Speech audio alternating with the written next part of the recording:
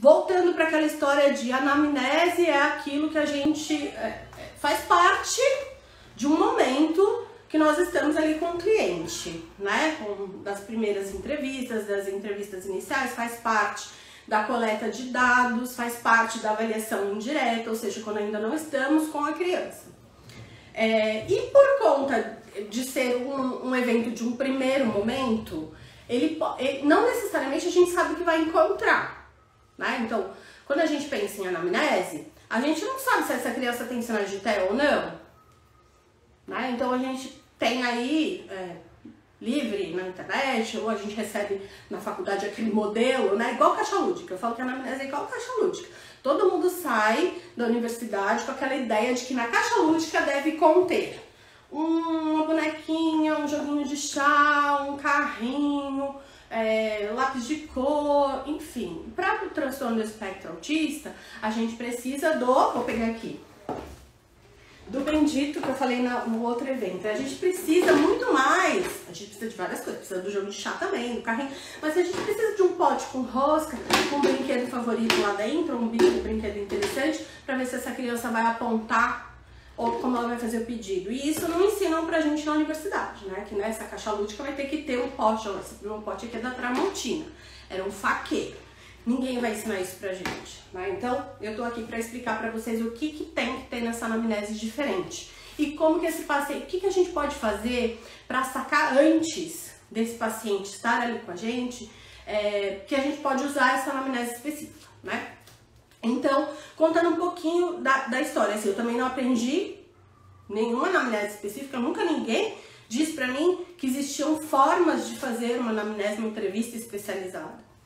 Quando eu trabalhei numa instituição pública aqui em São Paulo, onde eu trabalhei anos, né, mais de 10 anos, eu trabalhei no setor de pesquisa dessa instituição. Então, uma das minhas missões, digamos assim, era deixar os serviços mais fáceis. Uma instituição pública que fornecia serviço gratuito. Então, imaginei a fila de espera. Então, muitas coisas tinham que ser favorecidas ali, plantão psicológico, atendimentos em grupo, então a gente tinha que favorecer os atendimentos, deixar tudo mais prático.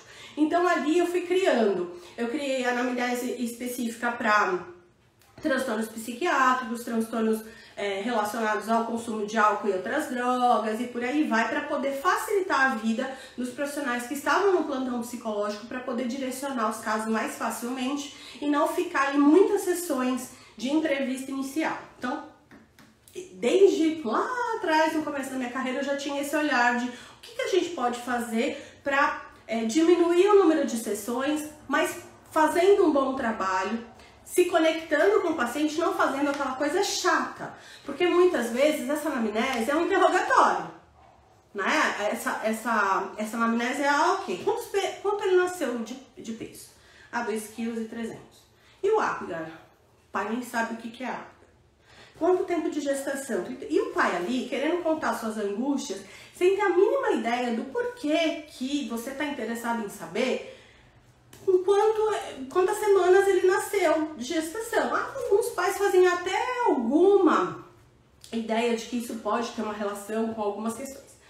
Outros pais não fazem a mínima ideia. E alguns profissionais também não fazem a mínima ideia. E eu não estou dizendo que não tenha que perguntar, né? Mas nesse primeiro momento da entrevista, tem profissional que senta com o seu roteirinho de anamnese ali, pergunta a identificação e já vai para dados de parto e gestação. Que assim, é quase que um absurdo. Tanto absurdo quanto você dá para os pais, né?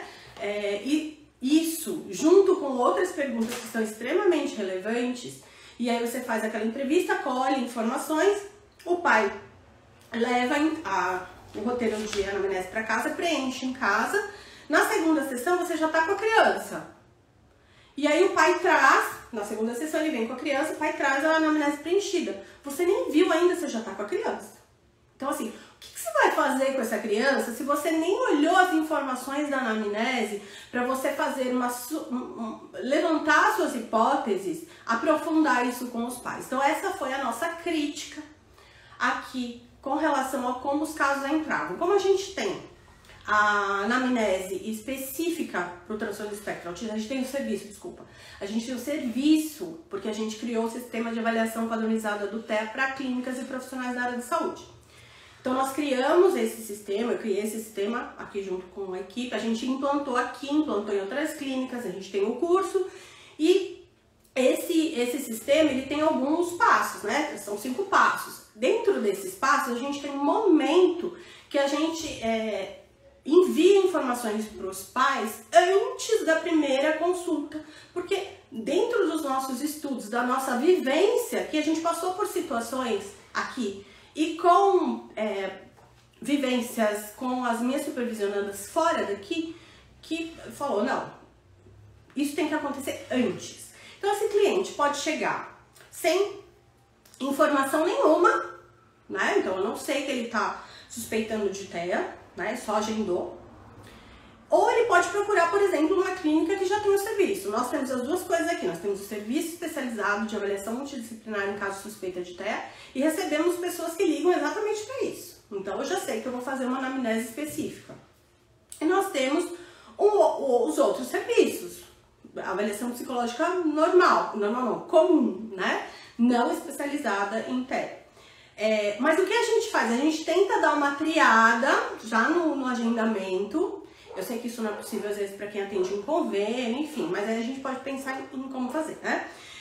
E os pais, eles preenchem antes, e é exatamente isso que eu vou explicar para vocês aqui, porque isso tem uma série de conexões, até com a maior aceitação de possível diagnóstico lá na frente, tá?